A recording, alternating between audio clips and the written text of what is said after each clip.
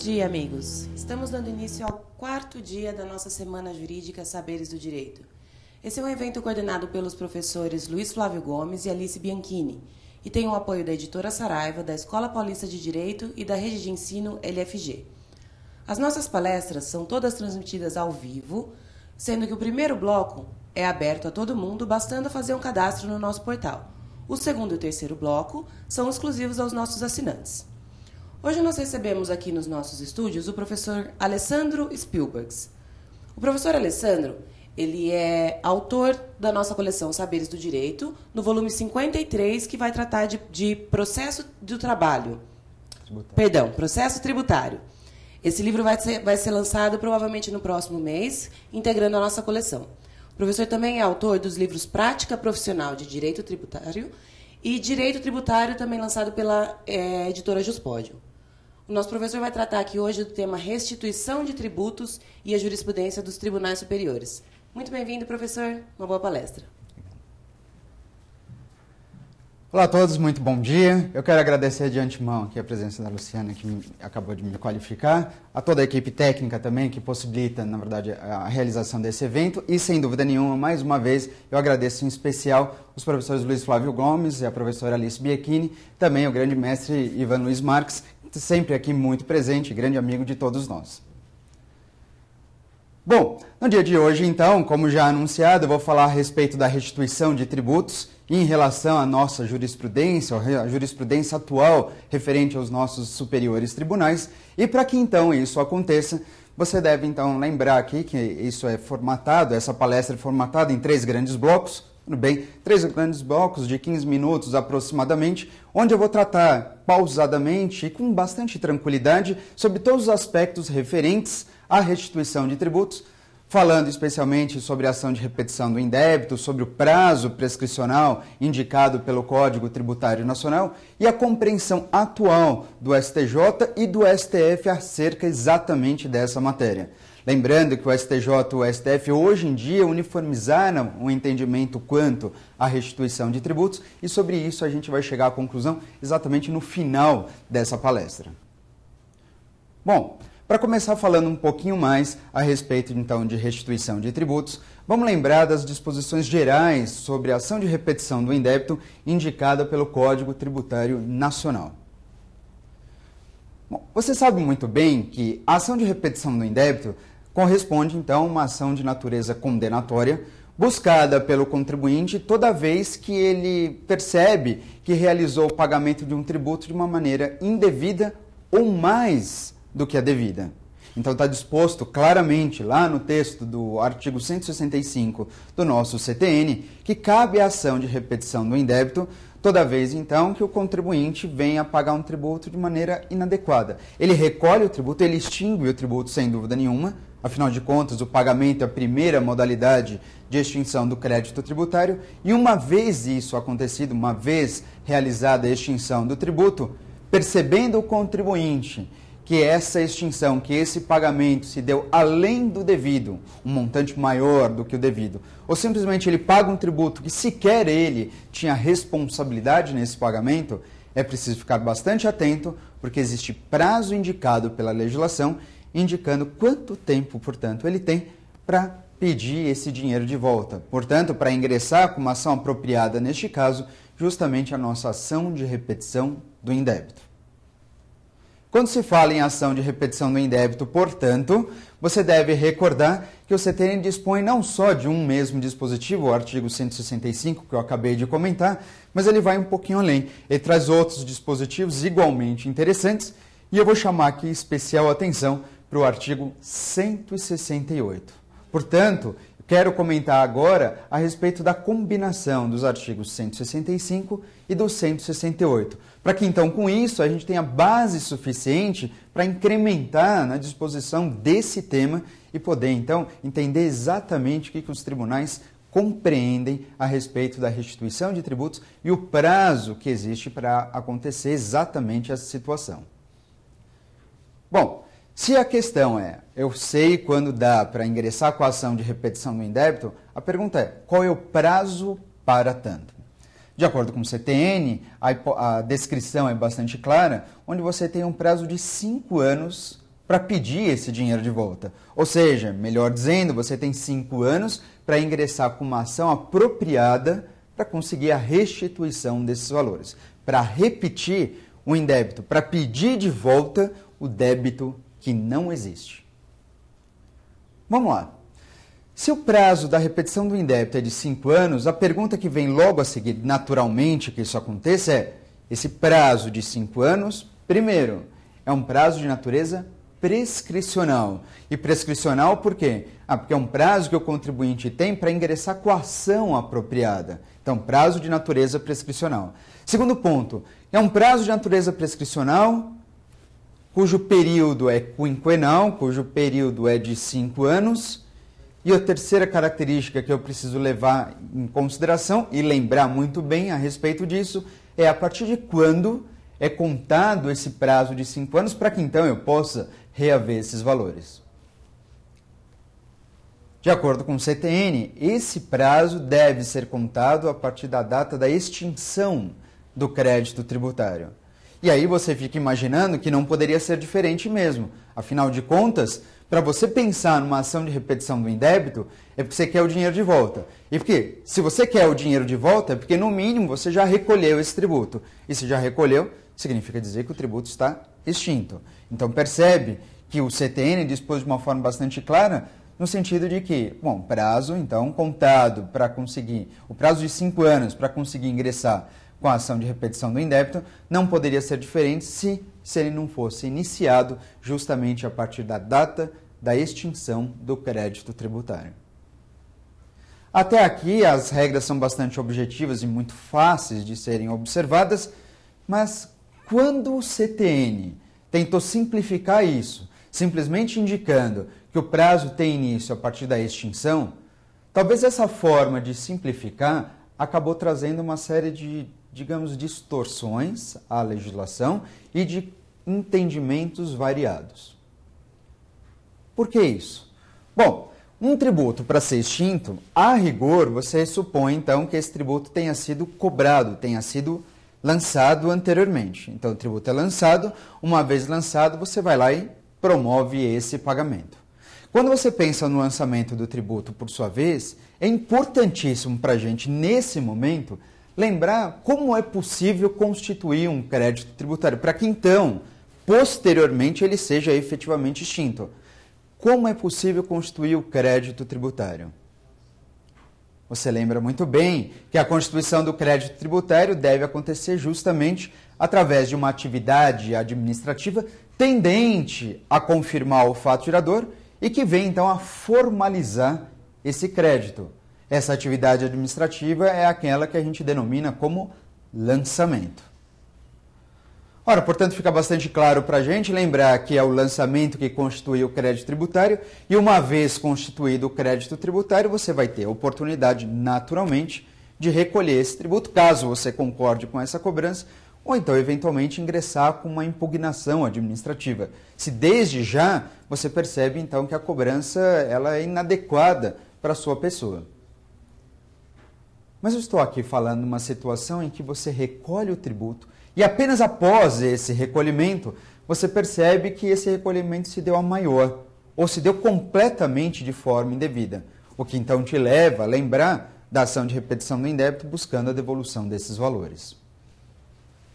Pois é, mas supõe que o lançamento, então, ele venha a constituir o crédito tributário, isso faz com que você lembre, naturalmente, das 3 modalidades de lançamento hoje dispostas pela legislação ainda em vigor. As modalidades de lançamento que nós conhecemos, como eu acabei de comentar, são 3. Nós temos o lançamento direto ou de ofício, nós temos ainda o lançamento misto ou lançamento por homologação, ou lançamento misto ou por declaração, perdão, e ainda assim o chamado autolançamento ou lançamento por homologação. Seja qual for a modalidade, nós teremos a constituição do crédito tributário e, uma vez constituído o crédito tributário, a possibilidade de recolher esse tributo.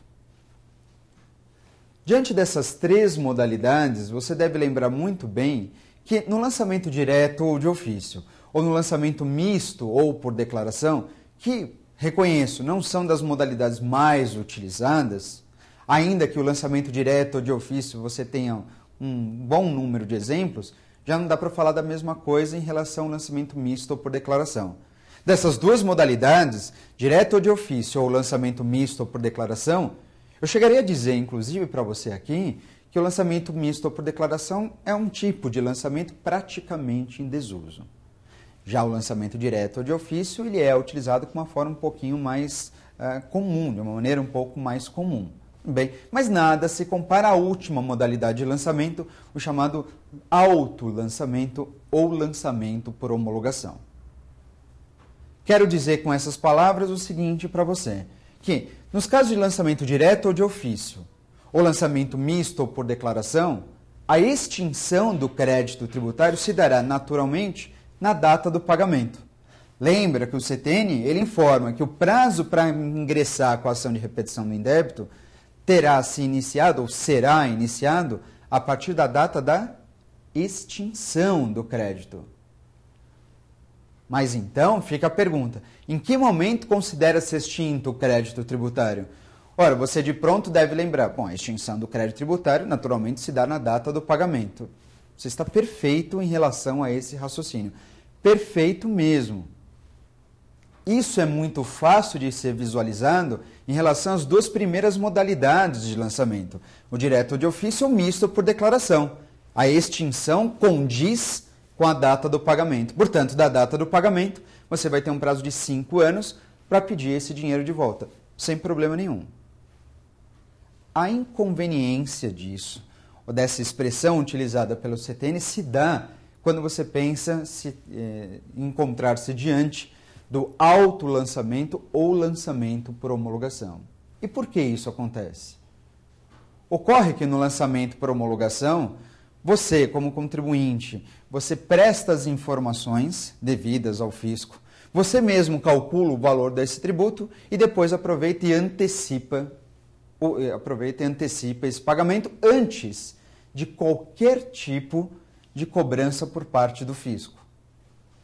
Portanto, é muito importante destacar que no lançamento por homologação, e que, portanto, a maioria dos tributos se encaixa nessa modalidade, nesse lançamento por homologação, o contribuinte ele presta as informações para o fisco, ele mesmo calcula o valor desse tributo e antecipa esse pagamento antes, portanto, de qualquer prévia análise por parte do fisco.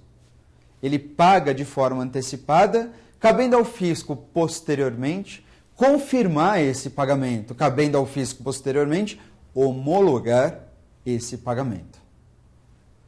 Surge daí então a pergunta de então a gente descobrir em que momento no lançamento por homologação se dará a extinção do crédito tributário. É isso mesmo que eu pergunto para você. Em que momento no lançamento por homologação eu tenho então a extinção do crédito tributário? Será que a extinção do crédito tributário ocorre na data do pagamento antecipado? Ou será que a extinção do crédito tributário se dará na data da homologação deste pagamento? É importantíssimo para a gente verificar em que momento se dá a extinção do crédito. Ora, isso é de suma importância, afinal de contas, só com a configuração da extinção do crédito tributário que terá início a contagem do prazo prescricional para se ingressar com a ação de repetição do indébito. Isso significa dizer, meu amigo, minha amiga, você que me assiste nesse momento, que é preciso verificar, então, na disposição do Código Tributário Nacional, quais são as modalidades de extinção do crédito tributário e qual não é a nossa surpresa ao verificar que tanto o pagamento antecipado como também a homologação do pagamento, as duas situações são sim enquadradas pelo artigo 156 e, portanto, da mesma forma consideradas como modalidades de extinção do crédito tributário. Professor, mas então como é que fica essa situação? Aí, então, diante disso, o STJ foi o primeiro grande tribunal a se pronunciar, informando o seguinte: ora, quando você está diante de um tributo sujeito ao lançamento por homologação, onde você tem, então, pagamento antecipado e depois posterior homologação, homologação é essa que pode acontecer dentro de 5 anos, que acontece dentro da passagem do prazo de 5 anos, de acordo com o Superior Tribunal de Justiça, entendimento pacificado há muito tempo já por esse tribunal, ele considerava então que a extinção do crédito tributário se dava não na data da antecipação do pagamento, mas na data da homologação deste pagamento. Isso significa dizer, então, meus amigos, o seguinte, que da data que você realizava o pagamento antecipado, como o fisco invariavelmente homologava esse pagamento de forma tácita, portanto, com a passagem do prazo de 5 anos, você, por consequência, percebia, então, a seguinte situação, em que, se o prazo da ação de repetição do indébito é de 5 anos, e esses 5 anos só seriam contados a partir da extinção do crédito tributário, conforme o entendimento que sempre foi pacificado pelo STJ, a extinção do crédito tributário se dava não na data do pagamento, mas sim na data da homologação. O que significa dizer, portanto, que, em relação à repetição do indébito para tributos sujeitos ao lançamento por homologação, você tinha, no fundo, um prazo não de 5, mas um prazo de 10 anos, se você levasse em consideração a data do pagamento. Professor, mas por que exatamente 10 anos? Essa tese dos 5 mais 5 se dá porque da data do pagamento até a data da homologação era um prazo que corria para o fisco confirmar esse pagamento. Caso o fisco deixasse passar esse prazo e não se pronunciasse a respeito, da data do pagamento passando os 5 anos, a passagem dos 5 anos levava em consideração a homologação tácita desse pagamento. Com a homologação tácita desse pagamento, se o contribuinte percebesse, portanto, que aquele pagamento que ele havia feito há 5 anos foi um pagamento além do devido, ou um pagamento completamente indevido, o contribuinte teria a oportunidade, a partir dessa homologação, para ingressar com a ação de repetição do indébito e a tempestividade encontrava-se observada desde que então ele verificasse o transcurso aqui de um prazo máximo de 5 anos. Isso significa dizer, para a gente fechar essa primeira parte, que o prazo da ação de repetição do indébito sempre foi de 5 anos, sempre 5 anos contados da data da extinção. Porém, a extinção do crédito tributário para tributos sujeitos ao lançamento por homologação, segundo o entendimento até então posicionado pelo STJ, se dava esses 5 anos contados apenas da data da homologação e não da data do pagamento, o que fazia com que você tivesse a oportunidade de, levando em consideração a data do pagamento, um prazo de 10 anos, um prazo decenal para ingressar com a ação de repetição do indébito.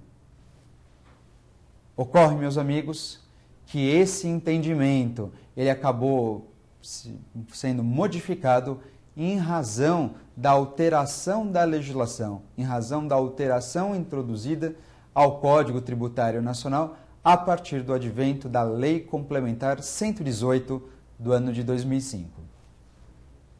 E isso, sobre a Lei Complementar 118 de 2005, sobre as alterações trazidas pela essa legislação e as consequências dessas alterações diante dos nossos tribunais, é o que a gente vai ver nos próximos blocos que se seguem daqui a pouquinho. Nós temos mais 2 blocos pela frente, segundo e terceiro bloco, onde eu vou falar da alteração da legislação complementar 118 e as consequências disso diante da jurisprudência dos nossos superiores tribunais. Até daqui a pouquinho, eu já volto.